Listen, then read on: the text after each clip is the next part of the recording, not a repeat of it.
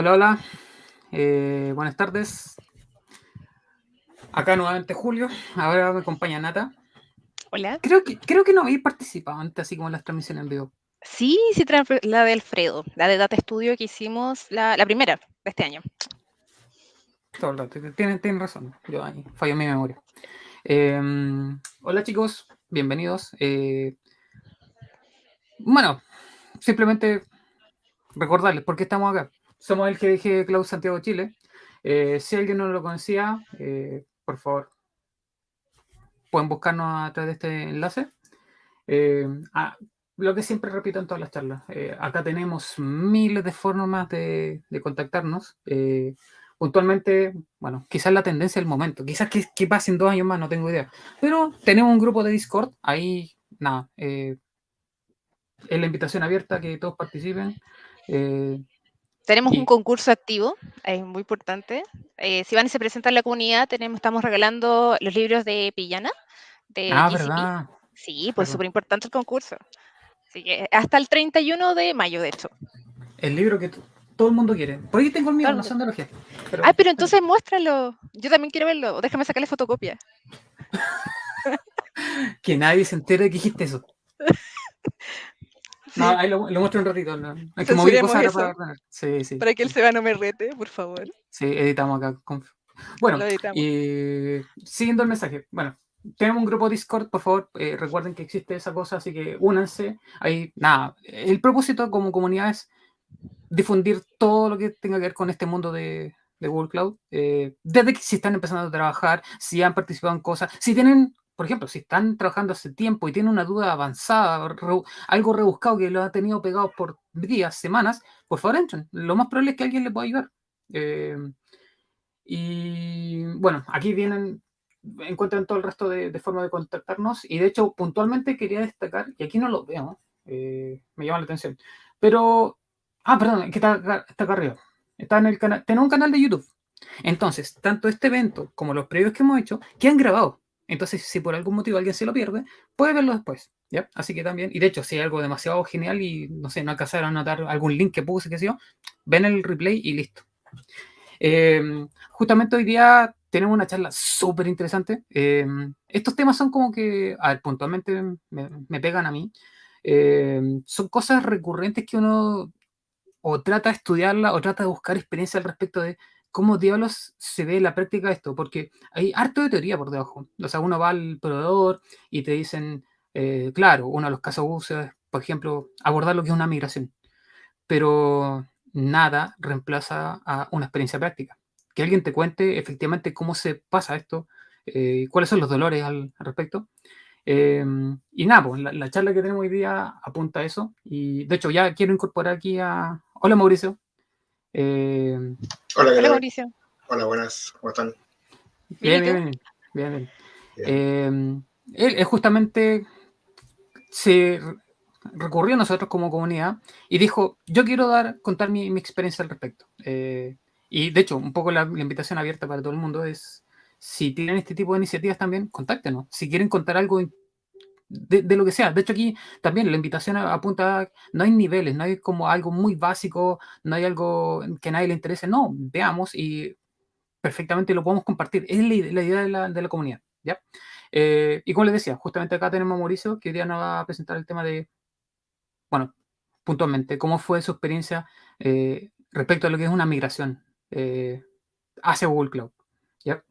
Eso, bueno, solo mensajes parroquiales. Al final, como siempre en todas estas transmisiones, tenemos un par de premios, así que el que aguante hasta el final eventualmente puede participar para un libro electrónico bueno, Sí, de la editorial PAC, sí, así 2 que, libros. por favor, nada, sin más que agregar, por favor, Mauricio, dale. Mira, aquí si no te manejas en la plataforma, tienes que buscar la opción de compartir tu pantalla para que puedas presentar tienes el slide, supongo.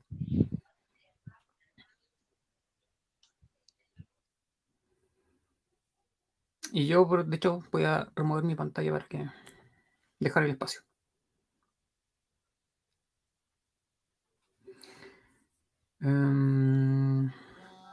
Sí, ahí está. De hecho, ahí está. Perfecto. Y de hecho, Mauricio, creo que estás muteado, ¿no? ¿Ahora Ahí sí? sí. Sí, perfecto, eso. Déjame. Ya, ok.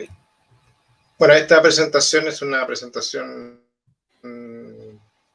cortita, no es muy extensa, la verdad, porque no quiero aburrir con muchas cosas, la verdad. Y tiene que ver con una migración en 4 meses. Por eso le pusimos Misión Imposible, porque la verdad que cuando supimos esto le pusimos que era una misión imposible, pero ya les contaré un poco más de detalles el porqué de ese nombre. Bueno, voy a seguir el template que me pasaron para la presentación. Básicamente, de formación, yo soy ingeniero civil en computación, tengo un magíster en ciencias de mención computación, tengo un magíster también en educación superior, un diplomado de UX y también una especialización en liderazgo. Y llevo ya más o menos 20 años trabajando en la industria del TI, con diferentes tecnologías, diferentes metodologías. He pasado por muchas cosas en 20 años. Y además me he dedicado un poco también al I+D en la Universidad de Chile, en el CIAE y actualmente en la UNIAC, donde ya llevo más de 10 años.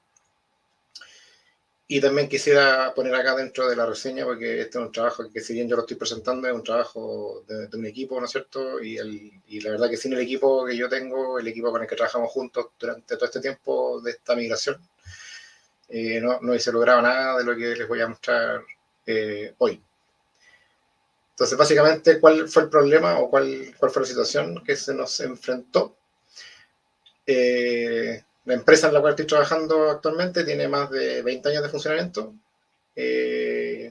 donde ellos tenían tenían una oficina, ¿no es cierto? Y a raíz de la pandemia, un día de marzo del 2020 nos tuvimos que ir para la casa, como todos, me imagino la gran mayoría de los que estamos acá presentes. Para trabajar remoto, supuestamente no íbamos a ir por unos meses, ¿no es cierto? Y luego íbamos a volver. Cosa que no sucedió, ese por un rato se fue extendiendo, llevando ya más de un año fuera de la oficina y obviamente los costos de la oficina, que en ese minuto eran entre comillas costos hundidos, pasaron a ser unos costos ya importantes porque no se estaban usando para nada, ¿no es cierto? Y finalmente los socios de la empresa deciden vender la oficina. Y eso significó que no solo vender la oficina, los puestos de trabajo, sino que además vender el data center, porque ahí estaba el data center. Y ese data center físico era el que nos permitía trabajar en el día a día, el que nos permitía conectarnos con los clientes, tanto en Chile como en otras partes del mundo. Nos permitía hacer el monitoreo, nos permitía hacer la supervisión, nos permitía hacer muchos trabajos que los que hacíamos a diario y por lo tanto no quedarnos o no tener ese data center era algo total y absolutamente crítico. Todo se veía más o menos bien porque cuando nos dijeron, oye, vamos a vender, ya, ¿en qué plazo? No, mira, esto puede que se demore un año, tal vez un poco menos, ya ponle 8 meses. Ya, suena razonable migrar un data center en 8 meses como un proyecto, entre comillas, típico. Pero para ventajas de la empresa, ¿no es cierto? Y contra todo lo que se esperaba, la venta salió muy rápido. Y como salió muy rápido, finalmente el plazo que teníamos era el plazo que se demoran los papeles, prácticamente, entre que salga el crédito de los compradores y la notaría y el trámite legal y bla, bla, bla. Y eso no iba a ser más allá de 4 meses. Por lo tanto, no alcanzamos ni siquiera a hacernos la idea en la cabeza de que se venía una migración y ya teníamos un plazo encima de 4 meses para sacar el data center. Y que a diferencia de otras migraciones que se hacen para probar, para ver cómo nos va, veamos si es que realmente esta cuestión funciona, veamos si podemos bajar costos, partamos con algo chiquitito, después lo vamos agrandando, etc. Era todo o nada, porque como les dije, se vendía oficina, por lo tanto, sí o sí, nos íbamos a quedar sin data center. Entonces, bajo este bonito problema, nos fuimos a mirar primero, hacer una mirada preliminar de qué es lo que se podía hacer, de cómo lo podíamos enfrentar. Y se hizo un análisis primero de todo lo que teníamos en ese servidor o esos servidores, llegando a que teníamos más o menos 200 máquinas que se estaban usando en alguna u otra cosa, y con 700 proyectos encima, porque nosotros teníamos un GitLab que era on-premise y lo manejábamos, ¿no es cierto?, también a la interna. Esta es una empresa que ocupamos mucho durante toda su historia, prácticamente desarrollos propios, y nos gusta hacer las cosas siempre on-house, ocupando open source, basando en otros proyectos y todo. Por lo tanto, hay muchas cosas que estaban aquí metidas en estos servidores. Fuimos al mercado con diferentes empresas, ¿no es cierto? Partners de diferentes nubes, para ver cómo enfrentaban el problema, cómo se pueden ejecutar las tareas, etc. Y básicamente lo que nos dijeron era que todo esto se podía enfrentar en un plazo mínimo de 6 meses, menos que eso era imposible. Y incluso algunos se demoraban 2 o 3 meses en hacernos un assessment, o sea, en decirnos, mira, esto es lo que ustedes tienen para migrar y todo, y de ahí recién venía la migración, y nos comíamos todo el plazo. Entonces los ánimos con eso nos quedamos en el suelo, porque estábamos hablando con los expertos, ¿no es cierto?, con los que saben hacer este tipo de cosas, nosotros nunca lo habíamos hecho, y cuando te dicen eso, tú decís, chuta, ¿y ahora qué hacemos? Incluso se nos pasó por la mente tener servidores en nuestras casas, a ese nivel de desesperación. Bueno, con eso en la mente, dijimos, bueno, pongámonos a planificar y pongámonos a revisar bien realmente todo lo que tenemos y lo que podemos hacer. Entonces pasamos a la etapa de planificación. Y en esta etapa de planificación, lo primero que habría que responder, y lo primero que tuvimos que responder es, bueno, realmente, ¿qué tenemos? O sea, ¿qué tenemos en esas 200 máquinas que realmente usamos, que realmente son críticas en nuestra operación, que realmente usamos hoy, y no que usamos alguna vez y que mejor no las toqué porque no sé qué, porque puede ser que un cliente despierte por ahí o lo que sea, sino que realmente qué es lo que usamos, qué es lo que es lo crítico. Y con eso nos encontramos con que teníamos varias soluciones, varias cosas que teníamos ahí, y nos dijimos, ya, estas son las cosas críticas que tenemos hoy día, que son el GitLab on-premise, las herramientas de soporte, de operaciones, de OTRS, plataformas de conectividad, el stack de monitoreo, algunos sitios web, herramientas de ofimática, de administración, líneas telefónicas, de seguridad, de pizarra virtual, de respaldos, control de asistencia de turno, que era como lo esencial, ¿sí? Y eso que era esencial o que era crítico, venía entonces la idea de poder contar con un HLD de esta arquitectura, de cómo nos podíamos llevar esto y cómo se comunicaban este tipo de cosas dentro de la infraestructura que teníamos y la que queríamos tener. Y con eso empezar a ver cómo atacar el problema. Entonces, por eso uno podría decir, oye, estas piezas del puzzle, ¿no es cierto?, las llevamos a la nube, a un cloud. Estas otras piezas de la nube, del puzzle las llevamos a un servicio, un System as a Service. Otras opciones las podemos llevar a una migración o a alguna otra forma de como un hosting tradicional de web, etc. O algunas cosas las hacemos híbridas, y empezamos a ver qué integraciones son necesarias, y además empezamos a revisar temas contra los clientes, porque todo esto, por ejemplo, los stacks de monitoreo, todo, tienen que tener conexiones de seguridad que las teníamos ya hechas contra la oficina, y ahora había que reinventarlas contra una nube.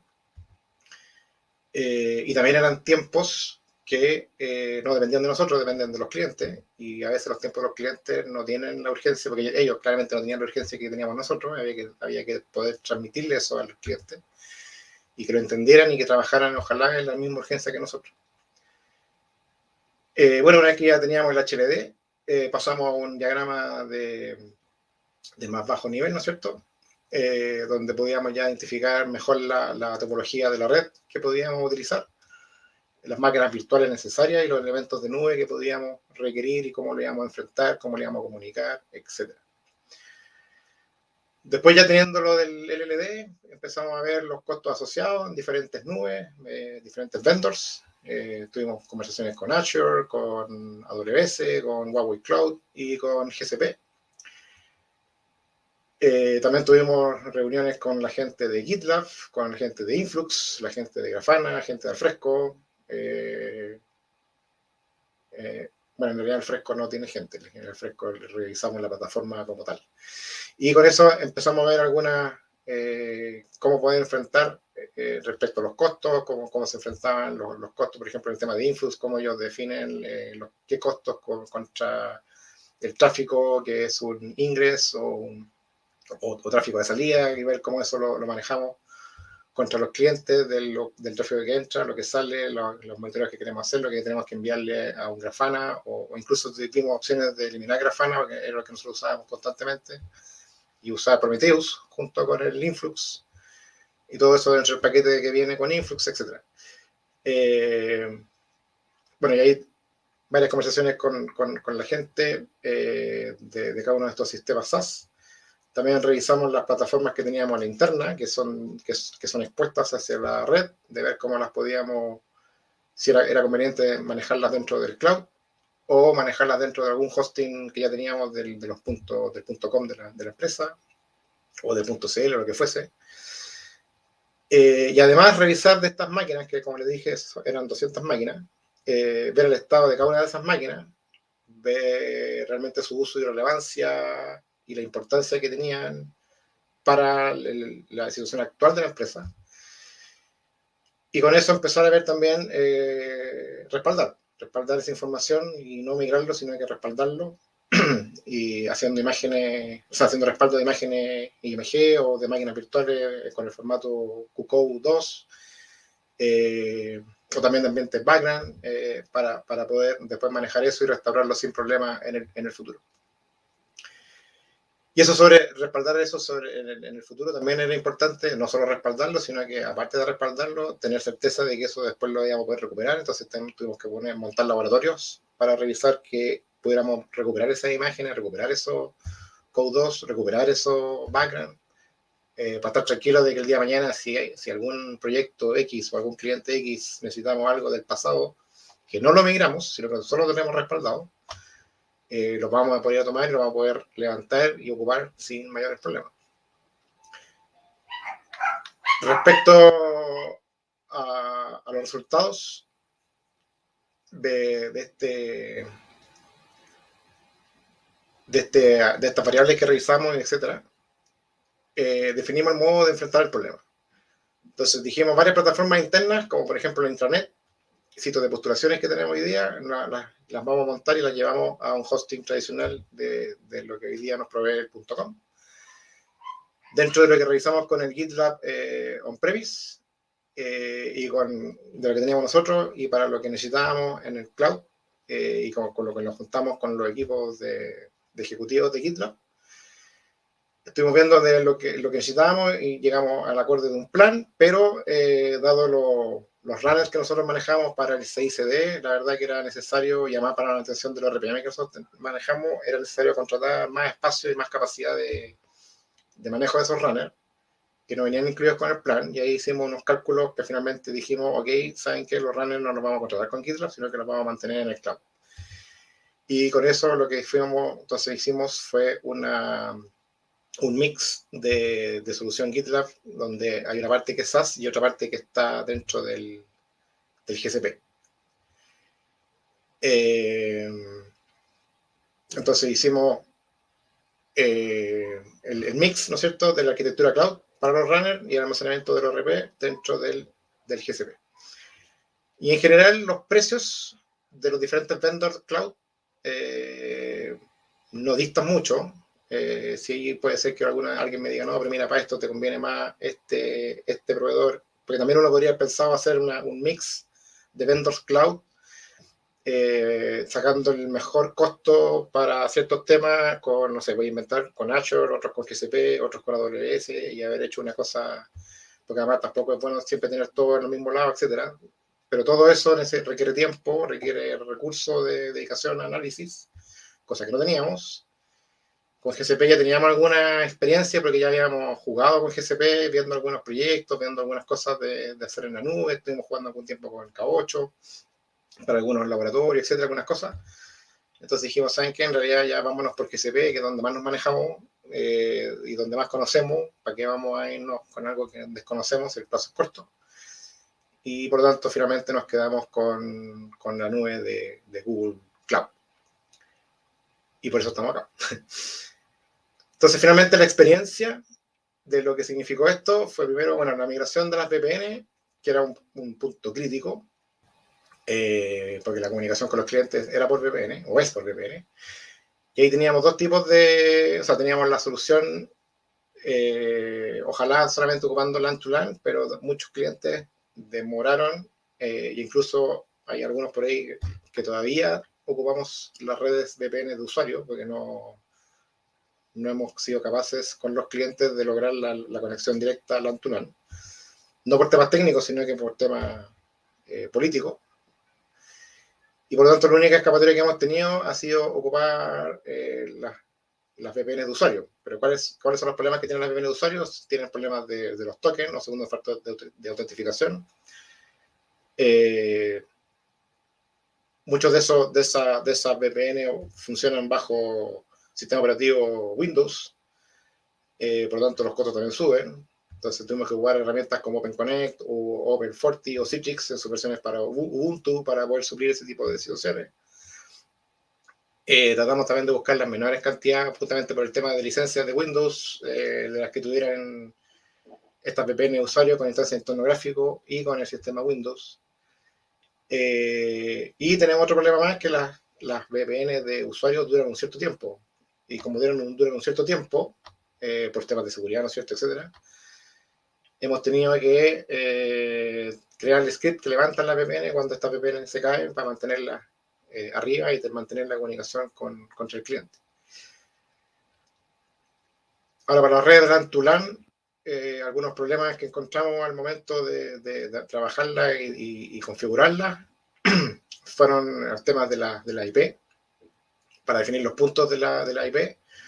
Básicamente, eso es porque también y tuvimos que crear también unos cloud routers para aquello. Esto es porque muchas veces los segmentos de red que nos entregaba el GCP coincidían con los segmentos de red que ya estaba usando el cliente, y eso genera confusiones en los redireccionamientos de ruta de red. Por lo tanto, lo que teníamos que hacer era trabajar junto con el cliente, entender bien todos sus rangos de IP, y con eso manejar nuestros VPC internos con las VLAN, y eso configurarlo para que esto funcionase y tuviera una coherencia de manejo y de persistencia de comunicación de las redes.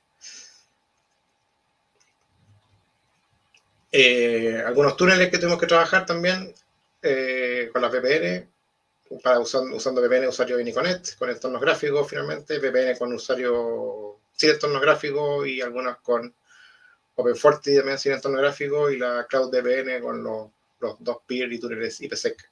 Y con eso cubrimos finalmente la comunicación con los más de 10 clientes que tenemos comunicación de esta forma para poder entregarle algún servicio de los contratados. Junto con todo el trabajo ya de la experiencia, la otra experiencia que les quiero comentar es la que tuvimos con GitLab. Como les comenté, básicamente esto fue contratar el SaaS con un plan de los que están al público dentro del GitLab. No hay ningún plan en particular o especial. Pero sí encontramos algunos problemas de cuando empezamos a migrar o a revisar los proyectos que teníamos en nuestro GitLab on-premise, de cómo llevarlo a este GitLab SaaS. Básicamente, bueno, las versiones no eran las mismas. Nuestro GitLab on-premise ya tenía muchos años. Nunca lo habíamos actualizado porque no lo habíamos visto la necesidad de hacerlo. Y como no era necesario hacerlo, y siempre está el temor de que si uno actualiza algo puede quedar algo corrupto, etcétera, finalmente no se había hecho, y no se había hecho en años. Por lo tanto, había una diferencia importante de versiones, y que además hacía que algunas cosas fueran incompatibles de llegar y agarrarlo desde el on-premise y llevárselo al SaaS.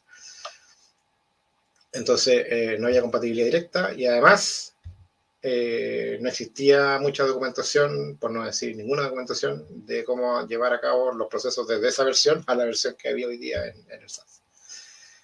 Entonces lo primero que empezamos a hacer fue llevar los proyectos unos a uno bajo prueba y error.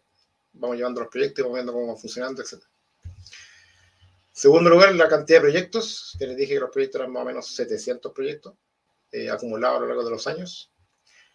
Entonces, claro, lo que acabo de decir, de llevarlos uno a uno, es inmanejable. 700 proyectos uno a uno y viendo cada uno cómo queda, cómo funciona, etcétera, eso es inmanejable en el tiempo. Por lo tanto, si bien pudiese ser un camino, no era el camino. Entonces ahí lo que empezamos a ver era 700, lo mismo que dijimos para las máquinas, para los proyectos, cuáles son los críticos, cuáles se deben migrar y cuáles solo debo respaldar.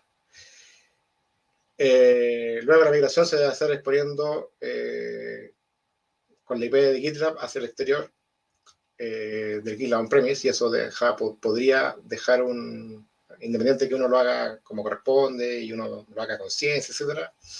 Siempre eso puede dejar algún riesgo de un agujero de seguridad, de que estoy exponiendo el GitLab hacia afuera, ¿no es cierto? Y aparte de exponerlo hacia afuera, que estoy exponiendo todo el core de la empresa, porque lo que estoy exponiendo ahí es todo el conocimiento de la empresa, porque ahí están todos nuestros proyectos.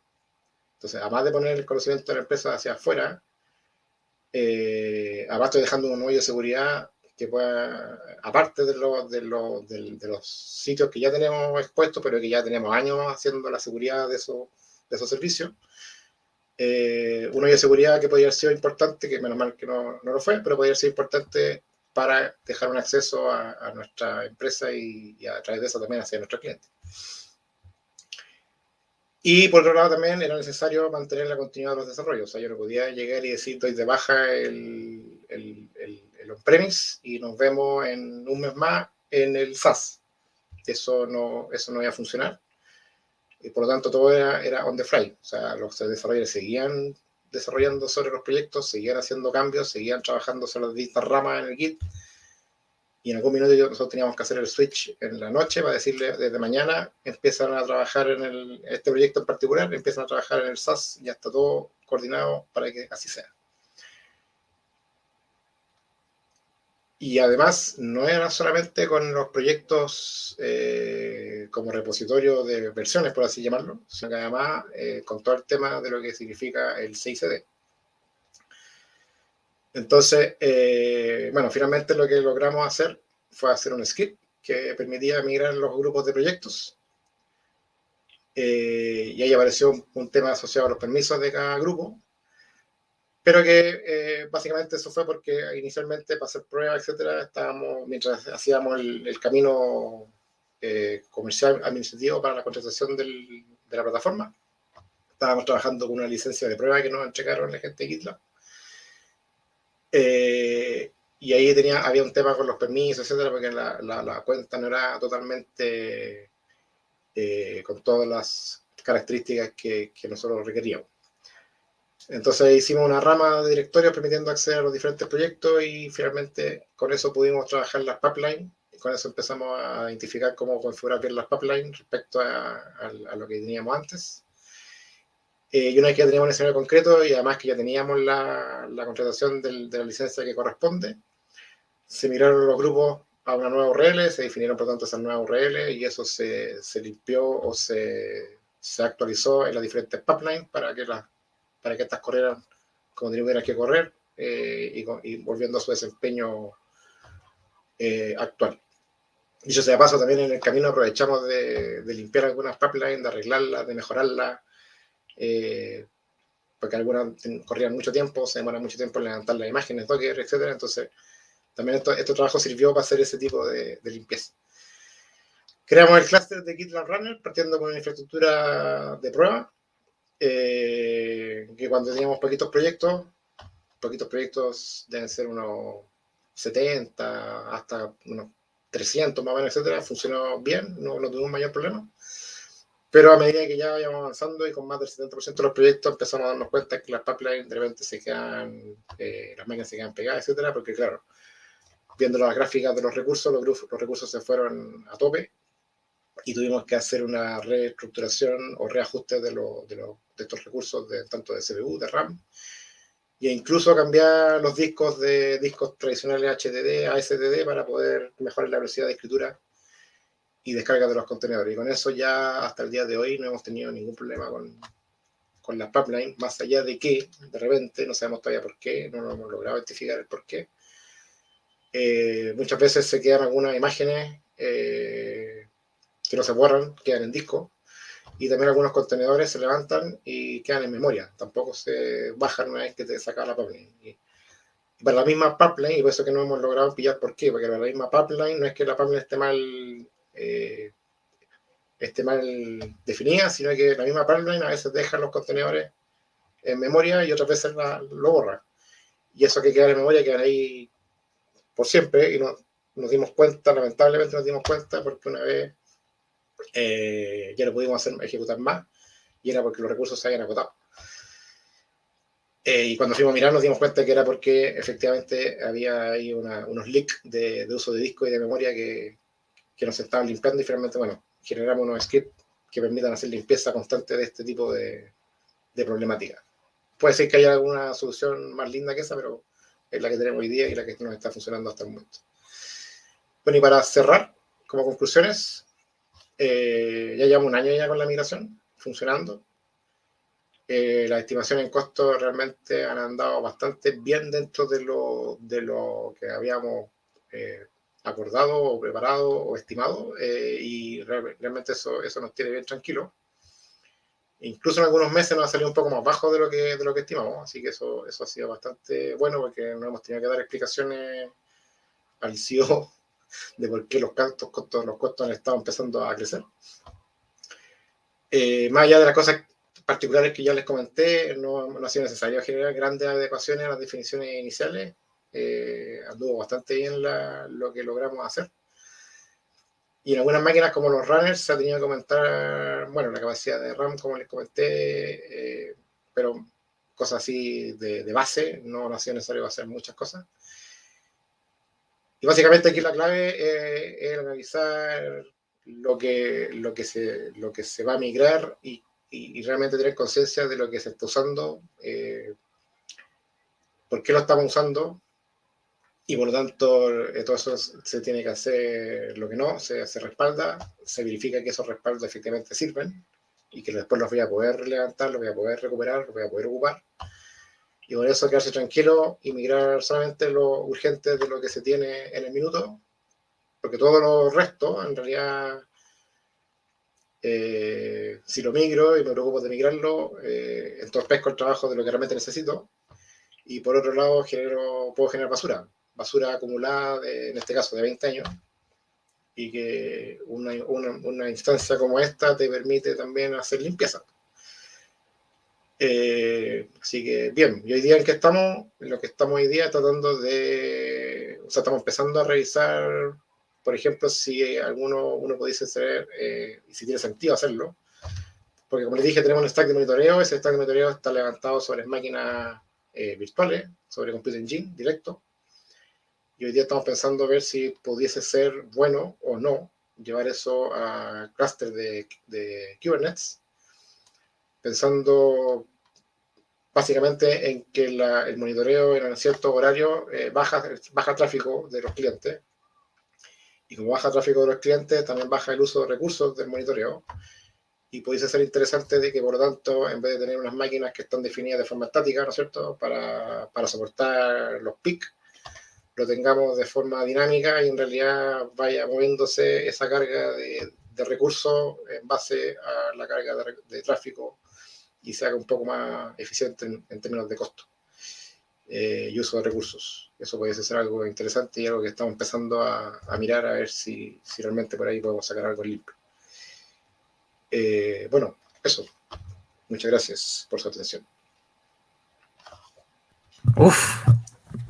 No te interrumpí en todo el rato porque yo creo que, bueno, tiene que haber pasado todo el mundo que está conectado. Nada, wow, explosión de información.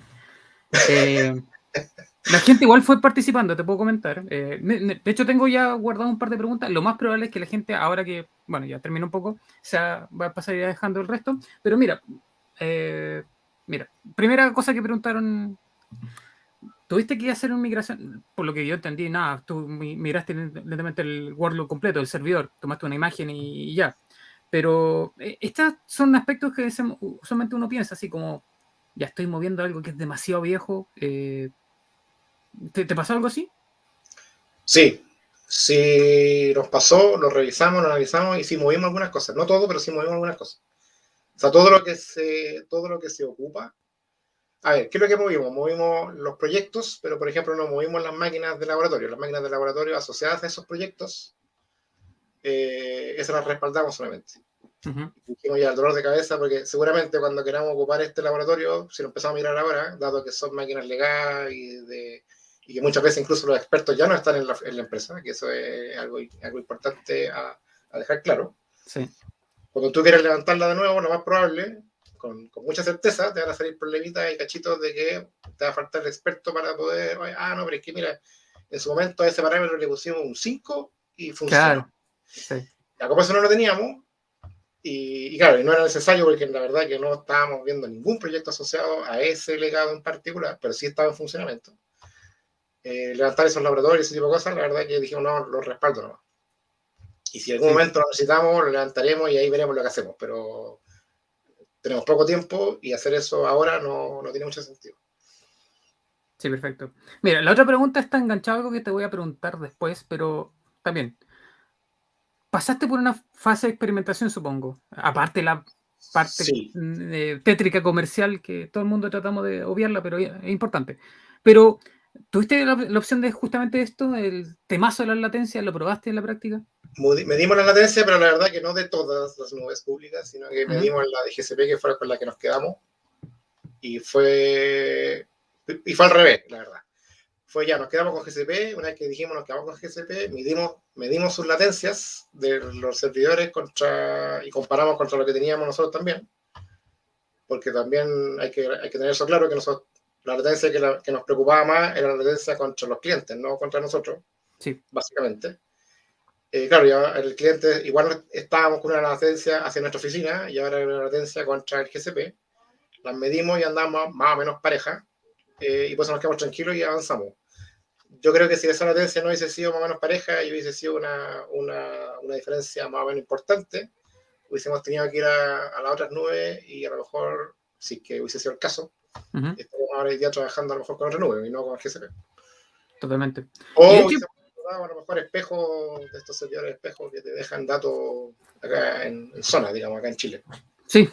De hecho, ahí viene la pregunta que te quería hacer. O sea, estoy haciendo un cálculo estimativo. O sea, yo creo que cuando les llegó esta necesidad, la región de Chile no estaba activa. No existía. ¿Cómo partieron? ¿Brasil? ¿Sao Paulo? No, sabes que no. En Chile nos conviene más la zona California. Sí. Más que Brasil. Vimos Brasil, pero no, convenía más California. Y también en costo, me imagino. Y también en costo, impresionantemente más barato también en costo California que Brasil. Pero sí, miramos Brasil, pasamos mirando Brasil. Y ahora no, la verdad que ahora no nos hemos detenido porque estamos viendo otras cosas, pero no nos hemos detenido tampoco ahora en hacer ese análisis de decir, oye, y si nos cambiamos al clásico. Perfecto. Un poco siguiendo el paradigma de que, pucha, si funciona. Y bueno, hay otras prioridades, ¿cierto? Pero que también, sí, pero que también no solo por eso, también es porque, si bien tenemos clientes en Chile y hartos clientes en Chile, también tenemos otros clientes en Centroamérica y otros en América del Sur, que no están acá en Chile. Súper. Y también tendríamos que revisar esa conveniencia para afinar para el conjunto, porque no vamos a estar pensando solo en Chile. Entonces, sí, totalmente. Pero es algo que creo que igual hay que mirarlo. Sí, mira, esta pregunta es interesante. A ver, puntualmente lo que tiene que ver con la instalación de tu VPN. Fue mucho hacer el switch justamente en la parte clave, cuando ya tenés que hacer de un día para otro. Dejamos de funcionar lo que tenían antes y nos pasamos a 9. Y puntualmente, ¿tuviste alguno de estos temazos que de repente pasan cuando tienes que hacer estas cosas? Lo nombraste con el conflicto de los rangos, etcétera. ¿Tuviste que jugar, por ejemplo, con esta parte de prioridades de rutas? ¿Tuviste algún downtime? De hecho, otra pregunta que te quiero hacer después, pero aparte de este dolor que declaraste en la charla, ¿tuviste algún momento así, no sé, de que sudaste helado y, pucha, no sé qué hacer en este momento? A ver, separando las preguntas. Primero, si tuvimos que hacer, o sea, como hicimos el switch, la verdad que lo que hicimos fue que nosotros tenemos el Telegraph, lo tenemos en nuestro cliente, que son los que nos mandan la data para hacer las conexiones, o sea, nos mandan la data para hacer la estadística productiva y hacer el monitoreo, etcétera, etcétera, etcétera. Y esos bichos lo que hicimos fue mandarlos a las dos rutas. Lo mandábamos a on-premise y lo mandábamos a la nube. Y eso también nos permitió comparar datos y revisar, oye, lo que estamos mandando a la nube es exactamente igual a lo que hoy día tenemos en la oficina. Y cuando dijimos, y eso durante un tiempo, creo que lo hicimos alcanzamos a hacerlo durante 3 semanas o un mes, creo que 3 semanas. Y con eso pudimos decir, ok, estamos ok con la nube, y como estamos ok con la nube, porque Ya, ok, alguien me puede decir, oye, pero lo de oficina a lo mejor no está bien, ya, pero es otro problema. Al menos teníamos lo mismo. Como teníamos lo mismo, pues ahí dejamos de ocupar el on-premise y mantuvimos nube. Entonces, en la pregunta que hace Ignacio, la verdad es que no tuvimos ahí un downtime porque siempre tuvimos los dos andando. Y cuando bajamos uno, mantuvimos el otro, ¿no? Y con eso logramos, además, tener la tranquilidad y la calma de que estábamos iguales. Y además no tener un downtime. ¿Y qué es lo que además permite eso? Como digo, la tranquilidad de que, porque, de nuevo, cuando uno empieza de nuevo a ver todas estas cosas, porque uno cuando ya está en producción, ¿no es cierto? Hay muchas cosas que puede ser que a uno se les pase, a los equipos, a toda la gente. Pero cuando uno empieza a hincarle el diente de nuevo a algo, que lleva años andando, uno se empieza a dar cuenta de cosas que, oye, pero esto ¿por qué está así? ¿Y eso por qué funciona así? Sí. ¿Y eso por qué? Pero no sé qué. Entonces, para que no nos pasara eso, una vez que dábamos debajo lo que teníamos en el data y empezamos a mirar la nube, y alguien, y siempre ahí iba a quedar el bichito de, y esto lo teníamos bien en otro lado, siempre lo tuvimos malo, ¿eh? Para que no nos pasara eso, quisimos hacer este espejo y decir, ok, esto está igual a lo que tenemos hoy día, insisto, puede que esté malo, pero está igual. Okay. Sí. Si nos damos cuenta que está malo, ya está malo de siempre, no es un problema de la migración. Siempre estuvo malo y habrá que rever cómo lo resolvemos, etc. Porque si no, siempre pasa ese tema de, oye, pero si esto antes funcionaba, ¿por qué no funciona? Y surgen fantasmas que en realidad no tendrían por qué surgir. Y la otra pregunta que hiciste tú era de... Se me fue, perdona. Tú agregaste. Uy, también se me olvidó a mí, pero no importa, la retomo después. Se me fue. Sí, de hecho, si sudaste helado en algún otro momento. Gracias ahí, Nata. ¿Con alguna otra experiencia? Sí, sudamos helado con la migración de los proyectos en Git porque no lográbamos que funcionasen. Los que teníamos en on-premise no lográbamos que funcionase nada en la versión nueva en la nube en algún minuto. Pero nada, no funcionaba nada.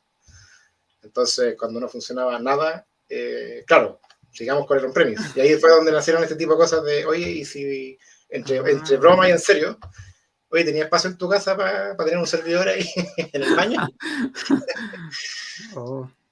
Oye, y de hecho, en la práctica, bueno, no sé, el equipo de ustedes, ¿cuántas personas eran para ver qué requiere del lado humano?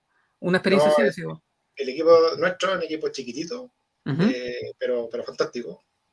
En total, 1, 2, 3, entre 5 y 6 personas, contando yo. Perfecto. No más que eso. ¿Y cómo se organizaron, por ejemplo? Porque, bueno, la parte clara yo creo que a todos nos quedó más o menos, nos hacemos la idea, pero, no sé, traspasar esa cantidad de clientes, yo creo que se organizaron de alguna forma, con algún, no sé, herramienta para gestionarlo, y de hecho evaluar a quién movemos primero, a quién después, etcétera. Ocupamos Trello, y ahí fuimos viendo todas las cosas que había que hacer, todas las tareas que había que hacer. El experto o el más experto en redes se fue a ver al tiro las conectividades de VPN contra clientes, etc. El más experto en temas de infra, de DevOps, se fue a mirar todo lo que tiene que ver con el GitLab, el armado de los runners, etc. Y en conjunto también armaron la conectividad de lo que es el runner contra el GitLab SaaS y además contra los clientes. Todo ese paso para poder instalar las cosas nuevas y que todo esto funcione en las ventanas, etcétera, en las ventanas productivas, etcétera. Otros coordinábamos también con los clientes los temas de los cambios de VPN, la IP, hacer seguimiento de que el cliente nos pescara, que cambiara la IP, que nos pescara el área de ingeniería, etcétera. Incluso salieron temas de repente de, no sé, pues nosotros ya, insisto, muchos años de empresa contra algunos clientes y algunos de esos clientes empezaban, oye, ¿ustedes tiran una VPN con nosotros, no sé qué? Sí. ¿Y por qué? La tenemos desde hace 10 años, pues, aquí hay un hoyo de seguridad y no sé qué, ya, pero después vemos eso, pues, cambiémoslo porque necesitamos cambiarlo. ¿Qué es lo que te digo yo? Pues, cuando uno empieza a hincarle el diente a algo, empiezan a salir estas cosas, claro, la gente nueva de esa empresa, que ya la gente que levantó esto, y esta gente nunca se enteró o nunca se quiso enterar de que había estas VPN, y empiezan a surgir estas preguntas de, oye, ¿y ustedes por qué tienen esto? ¿Y quién se la activó? ¿Y hace cuánto tiempo? ¿Y por qué funcionan así? ¿Y por qué no funcionan así? Etcétera. Entonces le van agregando salsa al juego. Y ni mencionar así como, oye, la documentación de esto. No. Gracias. No, me imagino. Oye, mira, ¿cuánta gente tienes actualmente administrando Google Cloud actualmente, hacia tiempo completo? No, hoy día somos 4 personas viendo el GCP completo. Y de Y hecho, se me olvidó mencionar en el equipo porque estoy siendo injusto por una parte. ajá, Los que mencioné son del área de operaciones, básicamente, ujú. pero yo además tengo a cargo el equipo de desarrollo y la gente de desarrollo también puso su parte en la revisión de los equipos. Ah, Y ahí tenemos otras 10 personas más revisando que esos 700 proyectos, bueno, no migramos 700, migramos, creo que fueron como 200, 300. De que todas esas migraciones y todas esas pipelines funcionasen como tenían que funcionar, de que se conectaran como tenían que conectarse, y levantaban los problemas cuando encontraban algún problema, y nosotros los revisábamos como operaciones, después yo venía con el desarrollo y ya, pues revisemos estas cuestiones. Así que en realidad no fueron 5 o 6 que nombré, sino que fueron como 16, siendo justo con sí, toda la gente. totalmente. Y ahí, por ejemplo, a ver, bueno, aquí lo más probable es empezar a invocar a gente que no, quizás está en la audiencia, no sé. Pero, por ejemplo, todas estas cosas que nos venden un poquito de que efectivamente Google Cloud tiene una tremenda suite para facilitarte la vida y que puedas dormir tranquilo. Por ejemplo, la parte de operaciones. ¿Tu equipo de operaciones la ocupa? ¿La suite de monitoreo, logueo de cosas?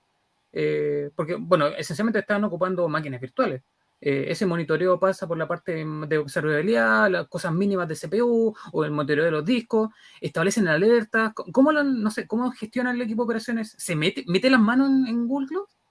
La verdad es que estamos usando re poco en el equipo, o sea, la monitoreo de GCP. ¿Ya? Hacemos envío de todo lo que es operacional, lo mandamos a nuestro stack de monitoreo que tenemos dentro de GCP. Ya. Porque juntamos todo, juntamos los de las máquinas de nuestros clientes que están on-premise, más nuestra operación del GCP, y todo eso lo juntamos dentro del Grafana que les mencioné. Ya, perfecto. Y con eso hemos levantado alarmas, alertas, etcétera. Incluso tenemos vinculado con otro sistema SaaS, que en este momento no recuerdo cómo se llama, que nos llama, que hace llamadas telefónicas de forma automatizada. ¿PagerDuty? ¿Cómo? ¿PagerDuty, quizás? No, es otra. Ya, No pero hay varios. Sí, hay varios.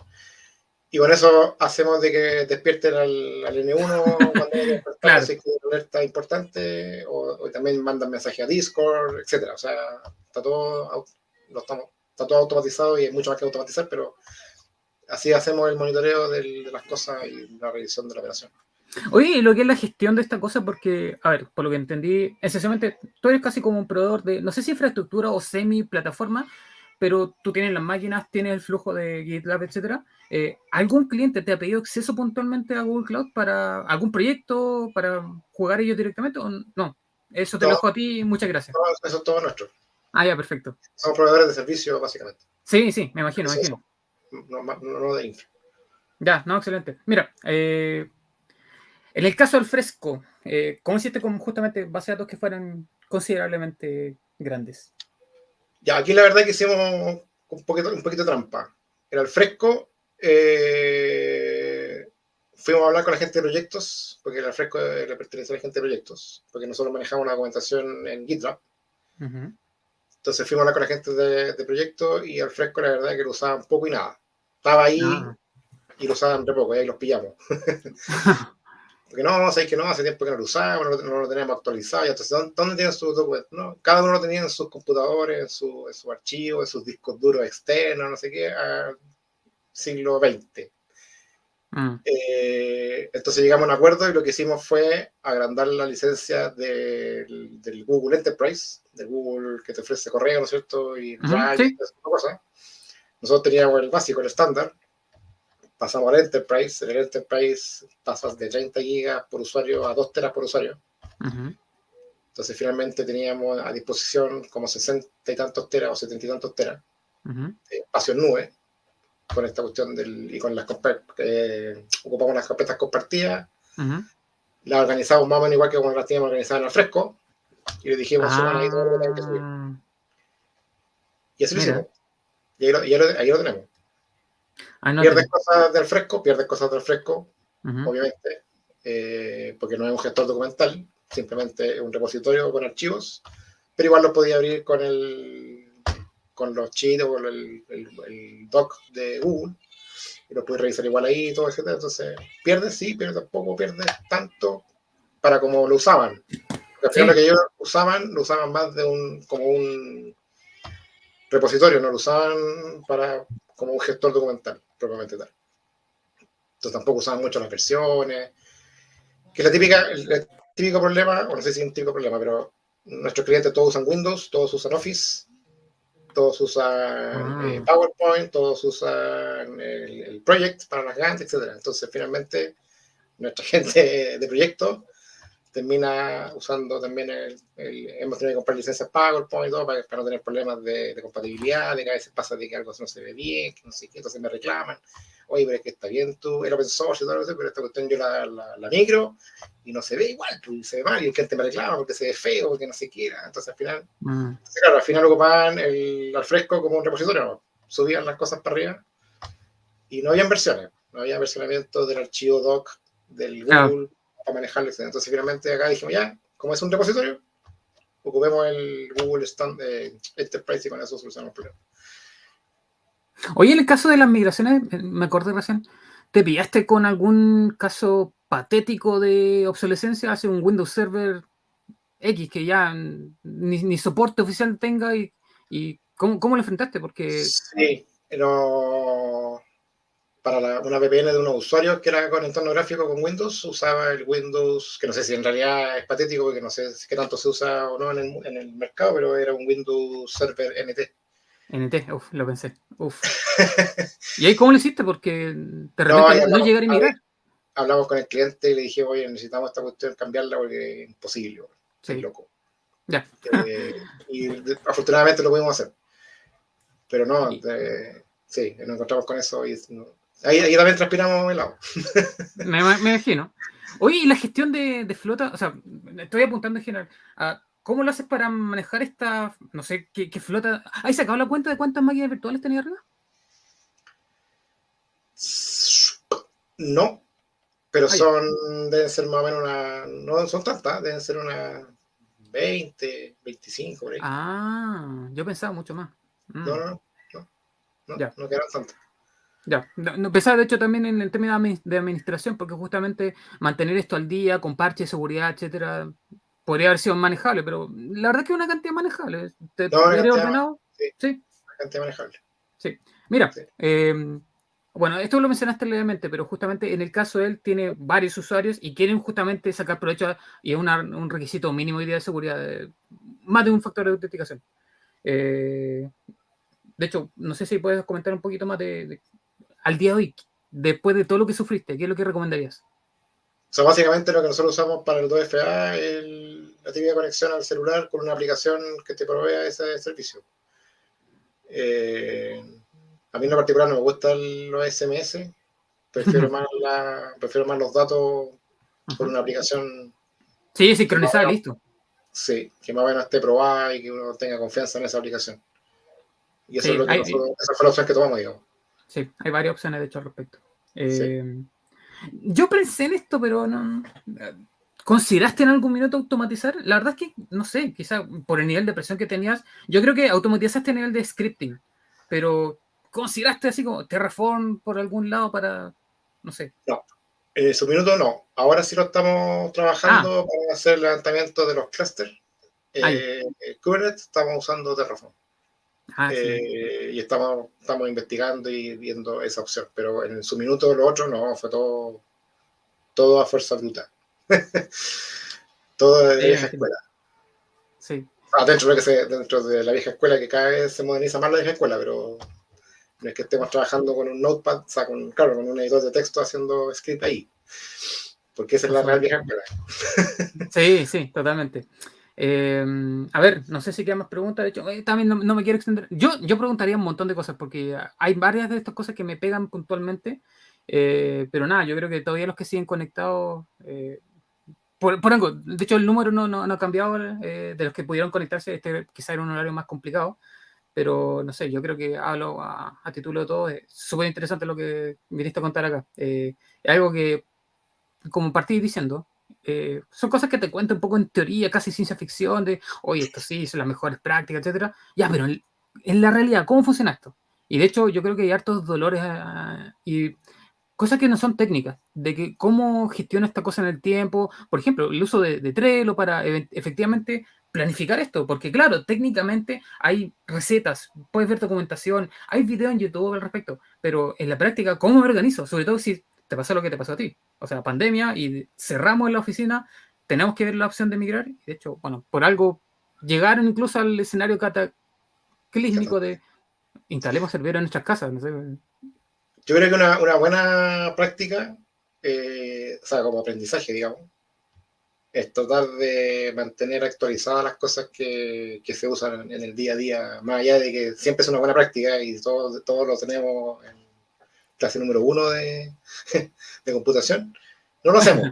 Sí. No lo hacemos. No, pero ¿para qué? No, es que mira, es que hay un riesgo, entonces no, pero yo creo que sí hay que hacerlo, porque al final el riesgo acá podría haber sido peor.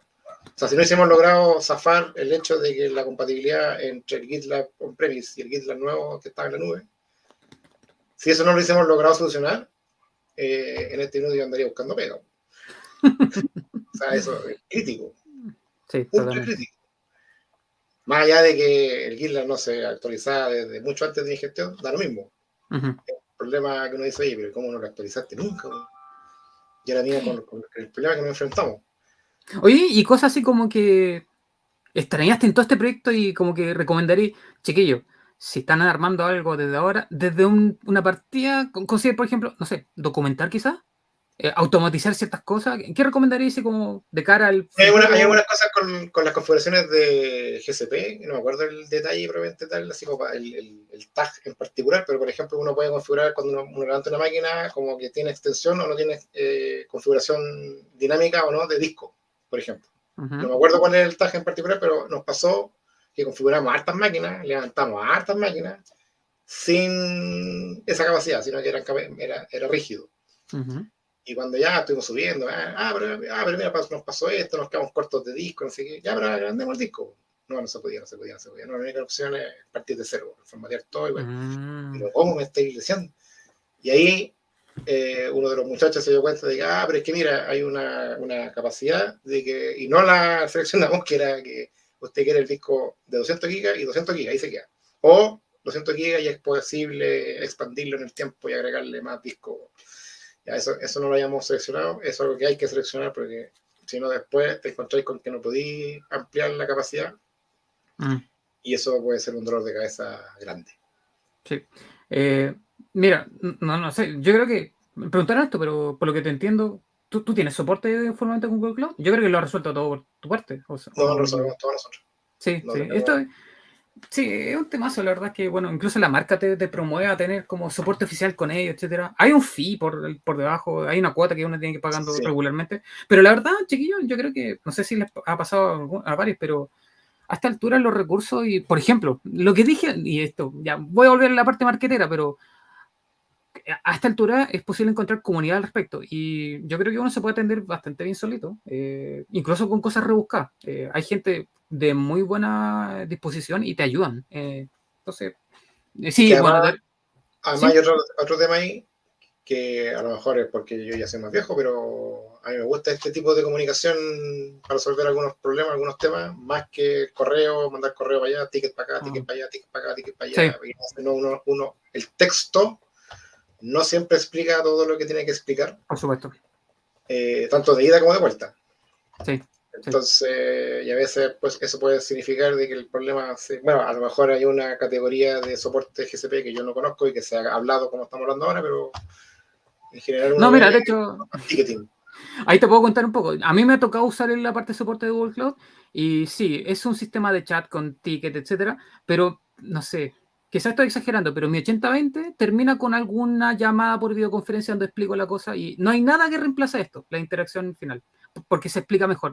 No hay captura de pantalla, descripción, no. Esto, yo creo que esto ya es irreemplazable. Sí. No, mira, yo creo que ha estado súper interesante. Ahí me sugieren siniestramente, mira, no sé, veamos, pero quizás puede esto dar para una segunda charla, para dar más detallitos de alguna parte que vamos a hacer de doble clic. O sea, si Mauricio quiere, sí, obviamente. déjame comenzar con el equipo, porque si hacemos una segunda, yo creo que vale la pena hacerlo con alguien más, de los que me dieron más las manos que yo hice También. algo, pero no al detalle de lo que hicieron ellos. Déjame conversarlo con ellos y les cuento. Sí, perfecto. Pucha, Mauricio, muchas gracias nuevamente. Pedazo de charla. Decirle que la descripción y la motivación para esto era como de alto nivel, pero por muy de alto nivel, igual se tocaron ciertas cosas. Claro, nunca vimos una pantalla, un comando, pero son aspectos que tenés que considerar cuando estáis diseñando. O sea, cuando tienes que ver esto, ¿pensaste en esto? Bueno, aquí lo vieron, por si acaso. A ver, pucha, prometido es deuda. No sé, ahí estoy un poco complicado, no sé si hacer sorteo. O tal vez alguna pregunta que tenga Mauricio. ¿Se te ocurre algo que, así como si alguien estuviera atento? A ver si se acuerda de... Es para los libros del Editorial Pack. Son 2 libros. Así que pueden ser 2 preguntas o una pregunta. O una pregunta, yo elijo a alguien a dedo. Déjame un segundo, déjame tener la... Sí, el material ahí, si estuvieran atentos. Y aquí, bueno, chiquillos, esencialmente, lanzamos una pregunta y el primero en responder... Samuel, ese es otro concurso, tenemos 2 concursos. Sí. El concurso que tenemos por cada charla que estamos haciendo, que son 2 libros, de la Editorial Pack, y aparte tenemos este libro de GCP. Ese, al fin tienes que mostrarlo, muéstralo. Yo no lo he visto. Ya, lo voy a hacer rápido para que no puedan sacar captura de pantalla porque si no después nos demandan. Vale, no los puedo imprimir. No, demasiado rápido. Tienen demasiado diagramas. Es muy bonito, chiquillos. Yo creo que una pregunta puede ser los problemas, que nombren los problemas encontrados durante el trabajo de la migración con GitLab. Eran 4 grandes problemas. Ya, que nombren uno. Más fácil. Y vean ustedes, eran 4 grandes problemas. Sí, yo me acuerdo del número 4. Sí, el primero que mencioné, 1. Y Mauricio acá es juez.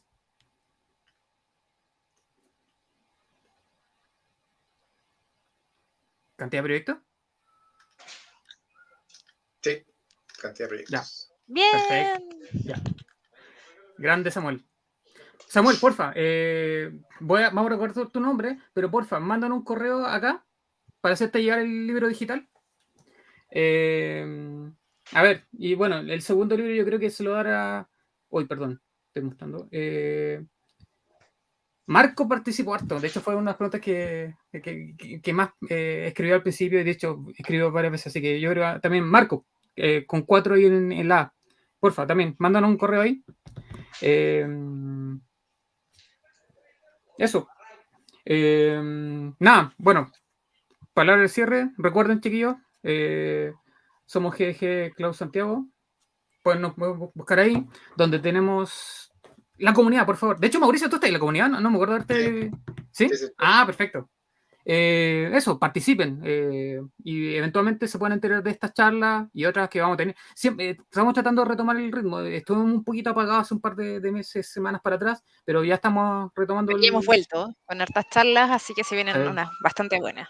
Sí, y mira, quizás podamos conseguir a Mauricio y con más detalles de estas cosas entretenidas que nos vino a contar hoy día.